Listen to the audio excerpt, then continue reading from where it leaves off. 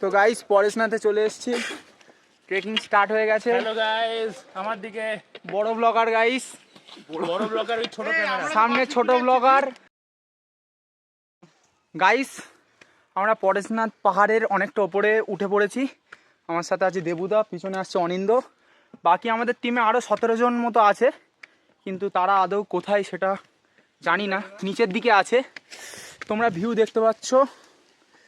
এই হচ্ছে গিয়ে পরেশনাথ পাহাড়ের ভিউ, খুবই সুন্দর ভিউ। বাট এখনও আমাদের অলরেডি আমরা প্রায় 12-13 কিলোমিটার হেঁটে ফেলেছি, এখনও 17 কিলোমিটার মতো হাঁটা বাকি আছে। তো গাইস দেখা হচ্ছে একটু পরে। ওই দূরে দেখা যাচ্ছে পরেশনাথ মন্দির, তোমরা দেখতেই পাচ্ছ। তো গাইস, এটাতে আমি পৌঁছে গেছিলাম পরেশনাথ মন্দিরে। ওখানে এতটাই হাওয়া হচ্ছিল যে আমার ভয়েস কিছু শোনা যাচ্ছিল না, শুধু হাওয়ার শব্দ শোনা যাচ্ছিল। তো আমি পরে ভয়েস ওভার করছি। আর তোমরা ভিউটা দেখো, পিছনে মন্দির, খুবই সুন্দর মন্দির। তো গাইস আমরা যাচ্ছি এই পাথরের মাঝখান থেকে, পুরো পাথরের রাস্তা যাচ্ছি আমরা জল মন্দিরের দিকে।